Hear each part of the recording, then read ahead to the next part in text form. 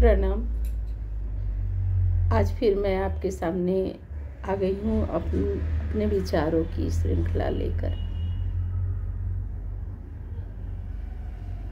चूँकि मैं हमेशा अवेयर रहती हूँ तो बहुत सारी चीज़ें मुझे दिखाई देती हैं और इसमें कोई ख़ास बात नहीं होती है। अवेयर होने में कोई स्पेशल इंसान नहीं होता कि वो अवेयर है या उसमें अलग सी कोई बात है। नहीं, हम सभी कहीं ना कहीं एक ही प्रकार के इंसान हैं और शक्तियां हैं हमारे अंदर जिसे हमें जागृत करना होता है किसी न किसी तरह से।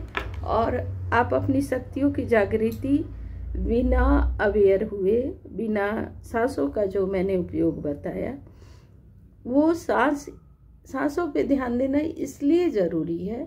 कई बार मैं समझाती हूँ हम सभी आम लोगों को कि आप एक लय में सांसें उतरती हैं और एक लय में सांसें बाहर आती हैं। उस संगीत को सुनने की कोशिश कीजिए, क्योंकि संपूर्ण ब्रह्मांड में एक लय चलता रहता है, तरंग है। बहुत मामूली सी बातें हैं, इसमें ऐसा कुछ भी नहीं है कि किसी व्यक्ति विशेष में क्या बहुत ज़्यादा सद्गुण है या क्या है। नहीं, हम सभी में सामान्य रूप से ईश्वर ने जो शक्तियाँ बांटी है या जो सोचने समझने की शक्ति दी है, बस गलती हमारी है कि हम सभी जो हैं संसार की ओर बुरी तरह से भागते हैं और जाना अंदर की ओर है जो हम समझ ही नहीं पाते। और मेरे वीडियोस को मुझे लगता है कि लोग सुनते तो हैं, समझना नहीं चाहते। क्यों नहीं समझना चाहते? कि आप लोगों को आडंबर देखना है, आडंबर देखना है, एक दूसरे से मन की बातें नहीं करनी। कौन से लोग हैं जो जटाधारी बनाए हुए हैं, जटाजूट है या ड्रेस या कुछ, आप लोग उस तरह से इंसान को देखते हैं। दिव्यता देखने की शक्ति नहीं है हम में, किसी भी इंसान में। तो हम वस्त्र देखते हैं, उनका आडंबर देखते हैं, कैसे वो अपना मेकओवर किए हुए हैं, उस पर हमारा ध्यान जाता है। और मैं मानती हूँ कि हम सांसारिक लोग भेड़ चाल में चलना पसंद करते हैं कि जो जिधर जा रहा है, जिनकी अभी बहुत पब्लिसिटी हो रही है, कोई भी हो, नेता हो, मंत्री हो, साधु हो, महात्मा हो, संत हो, स्टार हो, कोई भी, हम लोग फॉलोअर्स बन जाते हैं। हर इंसान अपने आप में एक स्टार है और चूंकि आप अपनी विशेषताओं को समझ नहीं पाते कि आपको चाहिए क्या। सभी को संसार नहीं चाहिए होता है। बहुत सारे लोग हैं जिन्हें जुड़ना है उनसे, उन जो सर्वश्रेष्ठ हैं, जो सर्वव्यापक हैं, असीम प्रेम के भंडार हैं। तो वास्तव में हमारा जुड़ाव उन्हीं से है। और एक बार मैंने अपने वीडियो में बताया हुआ है कि कहीं ना कहीं हम सभी जिनसे आए हुए हैं, जिनके स्रोत हैं, और या जिन्होंने, आप ऐसे मानिए कि हम उनके ही अंश हैं। और जब हम अपने किसी चीज़ से डिटैच हो चुके होते हैं, जब माता के गर्भ में हम लोग आते हैं, कहीं ना कहीं से हमारा उनसे जो है कनेक्शन टूटता है और सांसारिक लोगों से जुड़ता है। अब आप सोचेंगे कि ये प्यार, प्रेम, स्नेह और लगाव है क्या? तो कहीं ना कहीं हम जिनसे अलग होकर आए हैं, हम सभी, हमारी चाहत उनके प्रति ऐसी होती है, उनमें समा जाने की ऐसी चाहत होती है कि हम, चूँकि हर इंसान उन्हीं का अंश है, तो हम कहीं ना कहीं इंसानों से ही जुड़ाव महसूस करने लगते हैं, जिसे हम समझते हैं कि हमारी प्रेम की भावना जो है उसके प्रति विशेष है, लगाव विशेष है। ये कन्फ्यूज़न है। एक्चुअली क्या होता है कि हम इंसानों में भी उन्हीं के अस्तित्व को तलाशते रहते हैं कि मेरा सुकून चैन जो खो चुका है इस शरीर को धारण करने से, वो कहाँ है। और वो छटपटाहट, वो बेचैनी संसार के हर एक प्राणी में है, मेरे में भी है। धीरे धीरे मैंने जाना कि इंसानों के अंदर वो सब आप ढूंढते तो जरूर हैं, और मैं तो, मेरे साथ तो अक्सर होता है, जब भी मैं ढूंढना शुरू करती हूँ मुझे बड़ा जोड़ का झटका लगता है, क्योंकि मेरा प्रभु नहीं चाहता कि मैं उनके अलावा किसी और से बहुत ज़्यादा प्रेम करूं। और खैर, मैं प्रेम भी सबसे अधिक, हाँ, मैं प्यार करती हूँ उनसे, बहुत प्रेम है मेरा। मैं ना कभी डरती हूँ ईश्वर से, और ना ही मेरा ऐसा कभी भावना है। मैं महसूस करती हूँ उनके प्यार को, और मुझे कई बार दिखा है, कई मुश्किलों में, कई जगह पर जहाँ मुझे थोड़ा भटकाव होने लगता है, हाँ, मैंने ये महसूस किया है, उन्होंने मेरा हाथ थामा है। तो चूँकि आप लोग जो बातें मैं बताती हूँ उसको ठीक ढंग से शायद समझ नहीं पाते हो, क्योंकि कोई रिएक्शन ऐसा नहीं आता, मुझे परवाह नहीं। मुझे जब आदेश होता है मैं एक वीडियो बनाती हूँ। तो आज मैं ये कहना चाह रही हूँ आप लोगों से कि हमारा सबसे बड़ा शत्रु हमारा अहंकार है, ईगो।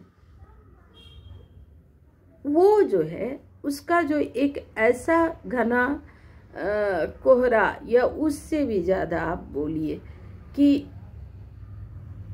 इतना बड़ा पर्दा होता है, ऐसा मतलब कि हम आर पार शायद देख ही नहीं पाते। हम सभी आर पार उसके ईगो, मैं आपको कैसे समझाऊं कि हमारा जो ईगो है ना, वो हमारा सबसे बड़ा शत्रु है। उससे बड़ा शत्रु संसार में अन्य कोई नहीं है। वो हमें कभी बेपर्द होते देख नहीं सकता। जो हमारा ट्रू सेल्फ है, जिसमें हम जीते हैं वास्तविक रूप से, ये माया की दुनिया को दिखाने के लिए जो जीते हैं वो तो व्यर्थ है, बेमतलब है, दिखाते रहो। श्रेष्ठता की कहीं कोई कमी नहीं है। आप धन लो, गुण लो, जो भी चीज़ उठाना है उठा लो। इस संसार में ईश्वर ने ऐसी ऐसी कृतियाँ बनाई है ना कि आप उस हद तक तो शायद पहुँच ही नहीं सकते, आप या हम, कोई भी। तो अहंकार जो है हमारा शत्रु है। आप बस मिलना चाहते हो, उनको महसूस करना चाहते हो, उनको देखना चाहते हो, तो बस आपको सिंपल सी चीज़ें अपनानी पड़ेगी। एक तो आप अपनी गंदगी को यथासंभव साफ करो, करना पड़ता है। नहीं करना है तो फिर जियो इसी दुनिया में, इसी नरक को भोगो। तो उसको साफ करो, मैल को पहचानो कि मेरे अंदर क्या क्या विकार है, और पहचान के कोशिश करना है, पहचानने के बाद कि इसको हम कैसे रिमूव करें, कैसे हटाएं। जब भी हमारा शरीर थोड़ा गंदा होने लगता है या मैल चढ़ने लगता है, तो हम बड़ा अवेयर हो जाते हैं ना कि इसको तो छुड़ाना ही है हमको, ये सही नहीं लग रहा है, या किसी कपड़े पर कहीं से भी हम मैल हटाते रहते हैं। एक बार अपना मैल भी तो हटाने की कोशिश होनी चाहिए ना। तो आप स्वार्थी बन जाओ। अगर आप आध्यात्मिक हो तो पूर्ण स्वार्थी बनो, और आप एक कोशिश करो कि ये जो आपका अहंकार है, या मेरा भी, मैं जब भी कुछ कहूँ तो आप ये मत समझना कि मैं ज्ञान दे रही हूँ। आप उस चीज़ों को, मेरे अनुभव को, मेरी अंतरात्मा की आवाज़ को एक बार समझने की कोशिश किया करो। तो अहंकार को जैसे ही हम अपना हटा देते हैं, ऐसे जैसे ही आप हटाओगे ना, आपको बहुत चीजें क्लियर दिखने लगेंगी, एकदम स्पष्ट आप अनुभव करने लगोगे। अहंकार से बड़ा हमारा कोई अन्य शत्रु हो ही नहीं सकता। हमारा जन्म भी है, जो हम जंजाल में फंसे, वो भी अहंकार वश ही होता है। ठीक है, ईगो में आ जाएंगे कुछ दिन, 1 दिन 2 दिन 4 दिन, हो सकता है हमारे साथ, हम सभी के साथ। उसको तो बिल्कुल हटाना है। बेपर्द होना सीख लो, बेपर्द, कि मैं कोई आवरण लगाकर नहीं रहूँगा या नहीं रहूँगी। कोई बुरी बात नहीं है अगर हमारे में 1-2 डिमेरिट है या कई डिमेरिट भी है ना। आप जैसे जैसे वो अहंकार का पर्दा हटाते जाओगे, बहुत चीज़ क्लियर हो जाएगा, आपको अनुभूति हो जाएगी। और ये सब तो कोई आपको कभी भी नहीं बताएगा। आप कोशिश करो, आपको अपने अनुभव दिखाई देने लगेंगे, समझ में आने लगेंगे। और हमारा सबसे बड़ा शत्रु अहंकार ही है। अपने अहंकार को पहचानना है, स्वार्थी होना है इस मामले में कि दूसरों को हमें नहीं देखना। अगर अपनी दृष्टि खुद पर जाएगी ना, तो ज़्यादा सरल होगा आपका जीवन। अटैक भी होते रहते हैं। मेरी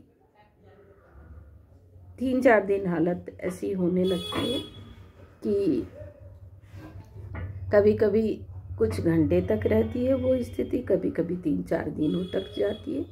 लेकिन मैं पूरी कोशिश करती हूँ कि अगर मेरे सम्मान को कहीं ठेस लग रहा है और अब मैं आहत हो रही हूँ और मैं ईगो में आकर बिहेव करना स्टार्ट करती हूँ, तो मैं थोड़ी डिटैच होकर पहले अपने को करेक्ट करती हूँ। और हमें खुद को ही करेक्ट करना है, दूसरों को कम। हाँ, अपने लिए हमेशा एक स्टैंड लेना चाहिए कि अगर कहीं पर आप गलत बिल्कुल ही नहीं है, तो फिर आप अपने लिए स्टैंड लो और स्पष्ट बताओ कि ये चीज़ गलत हो रहा है। फिर भी अगर किसी को समझ में नहीं आता कि वो आपके साथ क्या गलत कर रहा है या कुछ भी, तो उसकी खुद की मर्जी है, उसे समझना है, ना कि आपको। और आप शांत होकर अपने आप को नॉर्मल करो और फिर से इस दुनिया में आओ। लेकिन अपना एक कनेक्शन जो है उस प्रभु से, उसको तो कभी भी तोड़ो ही नहीं, क्योंकि हमारे मार्गदर्शक उनके अलावा कोई भी नहीं हो सकता है। कोई भी नहीं, कोई गाइड नहीं करता। अगर किसी इंसान के रूप में आपको कोई गाइडेंस मिलता है तो आप मानो कि ये उनकी मर्जी है, ना कि हमारी या तुम्हारी। तो अवेयर होकर चीज़ों को समझो, देखो, अनुभव करो और ईगो से चलना बिल्कुल बंद कर दो। यथासंभव अपनी कोशिश जारी रखो। उस पर्दे को हटाकर हर चीज़ को देखो, बहुत चीज़ें क्लियर दिखेंगी, स्पष्ट हो जाएंगी। हाँ, मैं फिर कहना चाहूँगी, मैं अपने वीडियो को ना एडिट करती हूँ, ना कुछ उसके लिए स्पेशल करती हूँ। आप आडंबर देखने वाले हो तो मुझे माफ़ करना। जैसी हूँ वैसी ही प्रस्तुत होंगी। हाँ, कपड़े पर, बाहरी आवरण पर, ऊपरी दुनिया को देखना थोड़ा आप लोग भी बंद कर दो। मैं हाथ जोड़कर प्रार्थना करती हूँ, ये मेरे लिए नहीं है, हम सभी के लिए है, एक सुंदर समाज के निर्माण के लिए है, एक दूसरे को समझने के लिए है। प्रणाम।